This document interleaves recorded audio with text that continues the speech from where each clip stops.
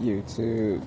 Alright, so I got a chance to put some things together as far as my views on the game, the WNBA game. It was the Dallas Wings versus the Indiana Fever, and I just finished watching it the other day. So, what I thought about the game, Indiana gave too many opportunities for Dallas to score. The game was really a fast pace on both ends. So Indiana is, to me, is a fast paced team playing with high energy, a lot of zigzagging. Dallas Wings, they played a high energy game too, so I don't know what their style is, but I've seen them play a slower pace.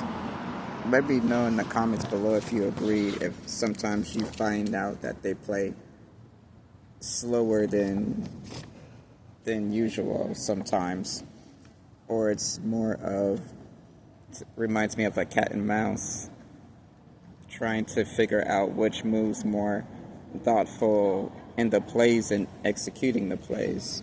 But this game, the execution was expedient. Well, there were a few bad passes coming from Indiana, which hurt them. But on some good notes, Cunningham, to me, she kept Indiana afloat. She shot quite a few threes that really kept them in the game, and they really needed those. And also her defense of style, her defensive plays. Mitchell stepped up by shooting long-range shots, and her passes to Cunningham. This game, Caitlin Clark was on the bench, and I want to say it's due to her injury still. Now, I don't know when she will be in the game. They say that maybe next game, or maybe it could be the first day of the playoffs. Then she might start playing in the playoffs. I think that's what's going to end up. They're trying to preserve her for that. Let's see. Howard shot the ball. Howard is on Indiana. Howard missed, but she recovered her own shot by getting the rebound and laying it in. Boston had a few good shots too.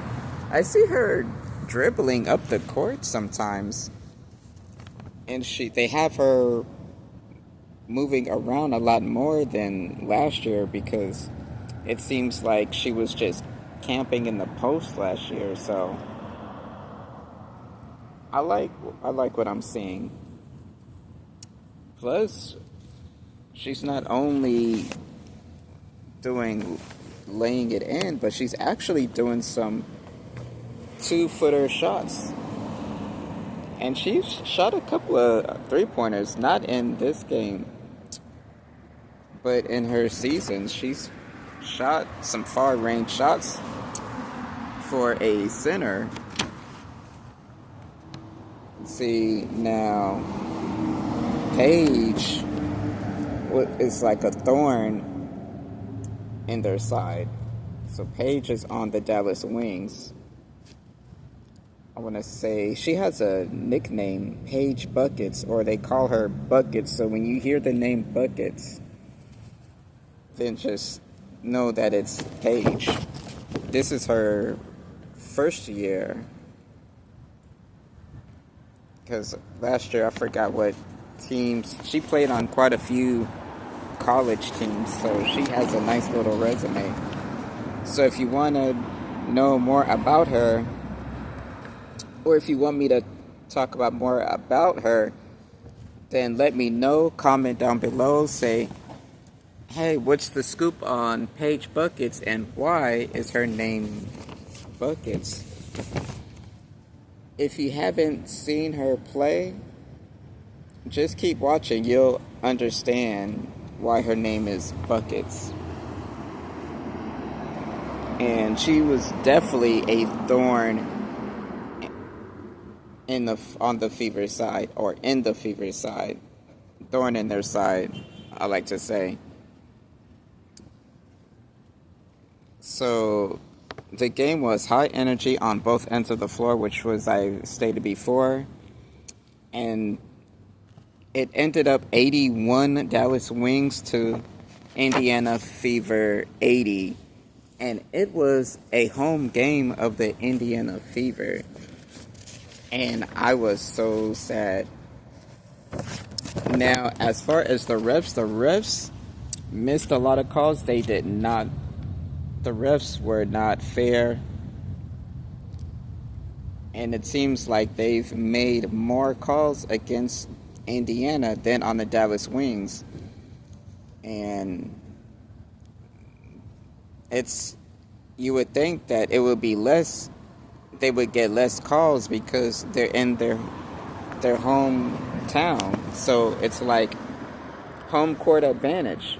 But what's the use of home court advantage when it seems like even the refs is against the whole team?